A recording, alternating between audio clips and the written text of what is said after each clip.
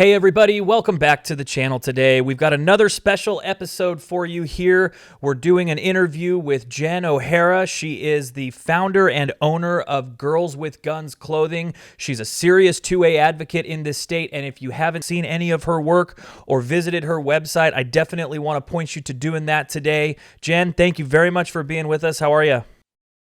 I'm doing great. Thanks for having me. Absolutely. But before we get into that today, I wanted to remind you, be sure to like, share, and subscribe to these videos. It really helps with the algorithms. It really helps get the information out there. We're at some milestones with our subscription base right now. I can't thank you enough for that. We're going to keep pushing forward so that this info gets to as many ears as it possibly can. So, Jen, I guess getting down to it here, tell us a little bit about yourself. How did you enter the firearms community? You've got Girls with Guns Clothing. What's the origin of that? Can you just describe how this kind of, that you came into this community?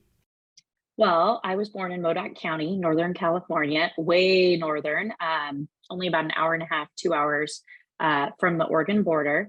And I grew up on a ranch, and my dad raised me in the outdoors. So I was very horsey. My family hunted, but at that time, I'm going to be dating myself, but in the 80s, it wasn't as prominent that women were the ones that were hunting. So I went along for the ride with my brother and my dad, and I always enjoyed it. I was such a tomboy. Fast forward, being raised that way in the outdoors around firearms, and learning kind of the fundamentals and safety of it. Then, becoming my own person in my 20s, I decided that I wanted to start hunting. And I would say I was probably about 26 when I went through hunter education. And I started doing some wing shooting. Really didn't know a ton about it, but my best friend, her husband, kind of helped guide us along the way. And I started hunting, and I was hooked. Literally one dove hunt, and I was like, I'm in. I love this. By the next year, I was out hunting deer. I had a B zone tag, shot my first buck, and I've been on this road ever since. My best friend and I, Narissa Harmon, we started a company called Girls with Guns Clothing from her garage. I think we were 27. So I was 27 when we did that. It was 16 years ago. And we were just decided that it was a cool name that she had come up with.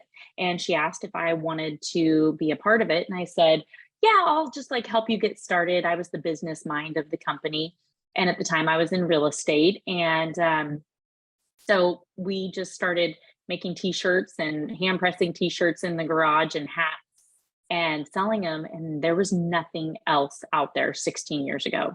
Now the market has tons of different women's brands, but there was really nothing out there. And so we started selling them. Next thing we know, there's this huge need with Shields and Sportsman's Warehouse because there was no women's clothing. And so we went overseas on our own and learned import export and started really trying to focus on how to build this clothing. And part of the reason we had to do that was because we did try to go in Southern California, and because there was guns in our name and we were hunters, they didn't want our business. And so it was kind of just one of those shifts that was unfortunate for us to not be able to keep it on US soil at the time. So during that time, we started building women's outerwear and hunting clothing, and we had an opportunity to hunt all over the world. And we had our own digital series, which is it's in its 9th season this year. And, yeah, it'll be 10th. I'm recording the 10th year. So it started out as Universal Huntress, and then it went to Girls with Guns TV. And we have been sponsored by Ruger, and I'm a Ruger brand ambassador, and I've been working with them for 9 years. So it's just been kind of this journey that started out from this little farm girl who rodeoed and was outdoorsy tomboy. And it's just grown through the years. I decided to become an NRA multidiscipline firearms instructor, started my own side hustle during 2020 because everybody was at home. I used to travel over 200 days a year. And now a CCW instructor for Northern Firearms Instruction. And it's just been a huge opportunity because it's actually helped me to develop women's clothing better. because basically my customer is in front of me all the time. I will teach anywhere from 25 to 50 students a month here in Tehama County. So it's just like my own little homegrown business I do on the side. And it's really an opportunity to hear from my customer at the ground floor what we want to do. And we created a line called Concealed Casual with leggings, accessories, and different products, purses, and things to where you can carry your firearms safely. It seems like you're kind of hitting the firearms community from a lot of different angles here. You know, one with the apparel, which I mean, when you're comparing how many people participate in this, you know, you're definitely in a minority there. The CCW instructors, you're in a minority there. We have a lot of political demonization that we see when we're talking about firearms legislation. You know, the gun owners tend to get painted as, you know, the old white guy or whatever you want to say there. Would you say that, you know, starting with the clothing brand, did you hit an existing community that was already there, or is this something that helped propel the community forward? Because we also see from the firearms community, even now, you know, expressing the importance of women to get firearms training because it is the great equalizer. You know, if there is, you know, malintent or violence out there, a lot of people think that a firearm is a great way to, you know, have a little bit of security on you. At what time do you think you just hit this market to help make it so successful? Well, think about 16 years ago, there wasn't anything out there, and our focus wasn't as much protecting yourself in that phase as it was hunting. I think there's been a shift since 2020 in terms of needing to protect ourselves, or us as Americans feeling like we need to be able to protect ourselves. I can tell you in my small community, we went from feeling safe and leaving our doors unlocked to feeling unsafe all the time. The problems that we're dealing with in California, and I don't need to go into it a ton because I know we all know where it's coming from, but with between people who are coming out of prison, they're coming up here, they are drug users, they're squatting just right behind my property. We have 18 acres. I've had to go and spend time within the city of Red Bluff and just say, hey, we have to move these people. I have two daughters that I'm raising, and I have people that are drug addicts walking through my property, not knowing where they're at and trying to find someone and coming to my house, coming to my daughter's second birthday party. It's unsafe. And so this shift that we've started to feel as a woman and as a mother, it's really important to me to train. And so that doesn't mean that I just go out and get my CCW. What that means is that I have to be my own first responder. I have to be my own advocate. And so I train constantly. And I just had my daughter a year ago, my second. And, you know, I took a shift. I take a little bit of time off. You have to. You know, I have to take a little bit of time from shooting and from training. And it's funny, in that time frame of that year that I took off, because I had to take off before when I was 24 weeks pregnant, and I did dry fire, but I wasn't shooting and training like I normally did. And I felt that shift. It's a perishable skill. So as a woman, what I like to advocate is not only that we go out there and we get our CCW, we carry our firearm. Obviously, that's the first step, but it's not the last step. We have to continue to train. It is so important, and people don't realize it. I can't tell you how many times I have students show up in my class for a renewal, and I'm like, okay, who hasn't shot in 2 years? And the hands will go up. And it's not everybody. Okay, how many of you guys are shooting every 3 months? Okay, a few more. How many of you guys, you know, are shooting once a month? You know, there's one or two hands. So I think it's something that's really important for us to teach and make sure that women understand. You don't just carry a firearm. You know that firearm inside out, and it's a part of you. If you're going to protect your children with it, if you're going to protect yourself with it, you need to know how to use it, and you need to also know the repercussions of what could happen if you did have to use your firearm to defend yourself or your family. Well, I'm sure that a lot of people watching this video will probably understand exactly what you mean when they tell you about this shift of maybe having a community that felt safe that no longer feels safe. Especially going through COVID, and we saw the repercussions of that, right? People, when COVID hit, they went to the store to buy two things. They went to buy firearms and toilet paper, and there are very good reasons for both.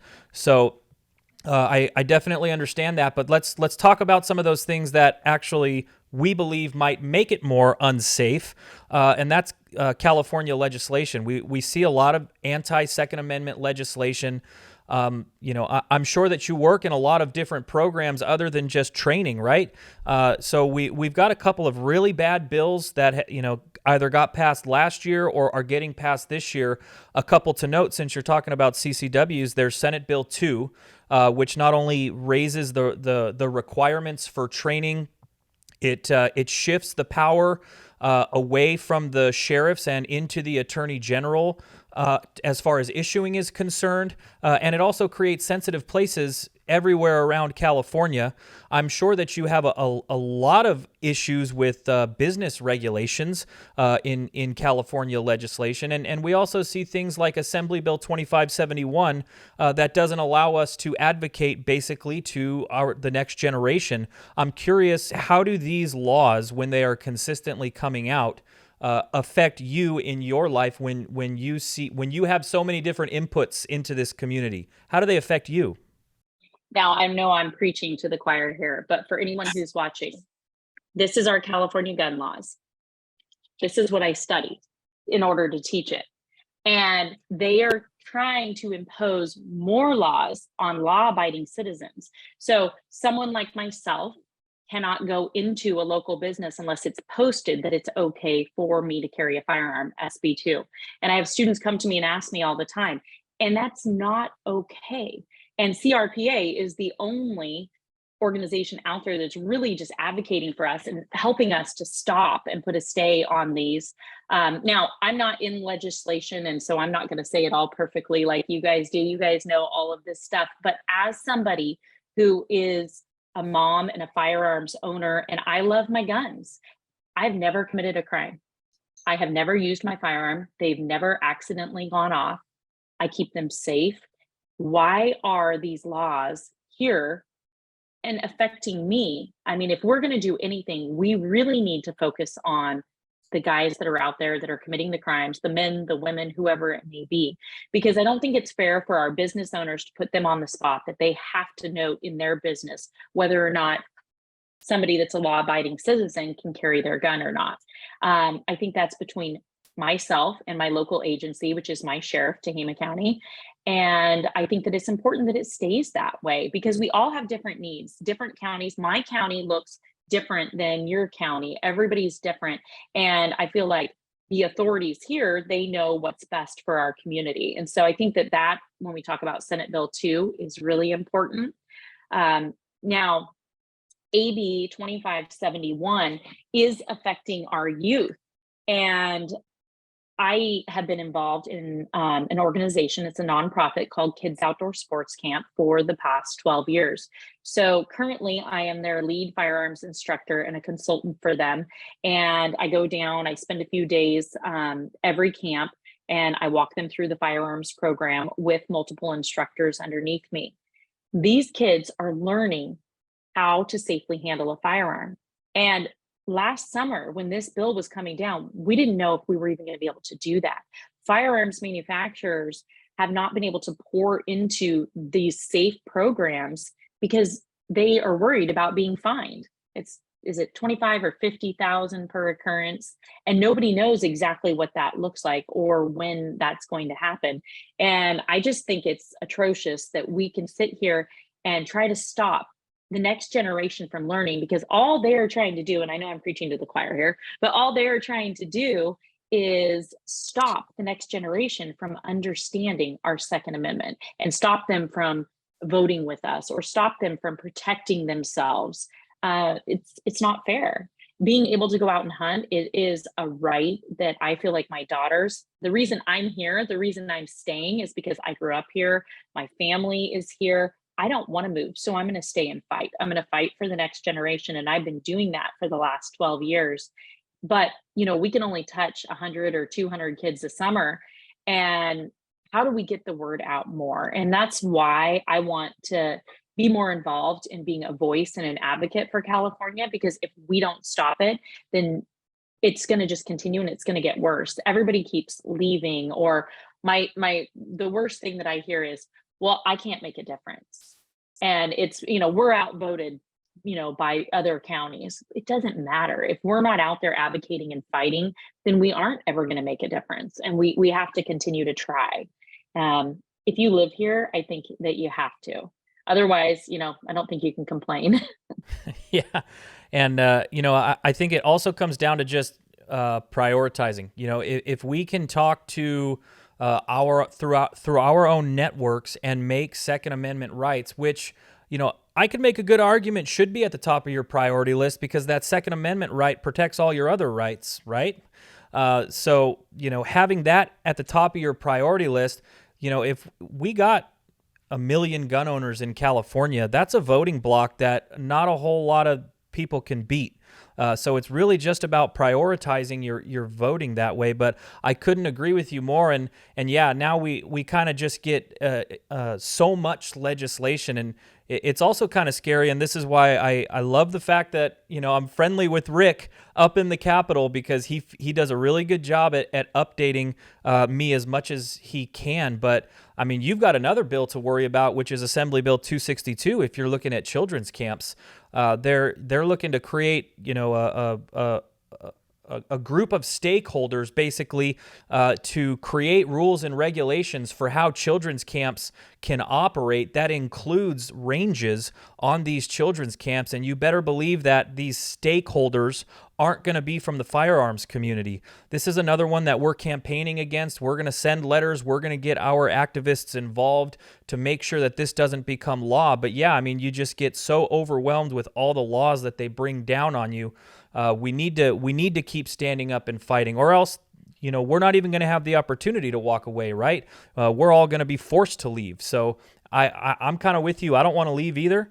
So we're going to stand and fight, and we gotta reprioritize, with a lot of our networks, so that we can actually start making some progress. I'm also curious, if you have a message to those who don't prioritize Second Amendment rights, for, young women out there, or women in general, who have maybe had a curiosity in firearms but haven't taken that step to saying, hey, I'm going to go out and try this, or I'm going to go out and buy this. What would your message be to them?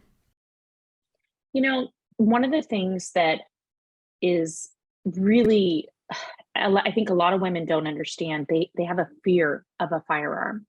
And most of that is the fact that they don't know anything about it.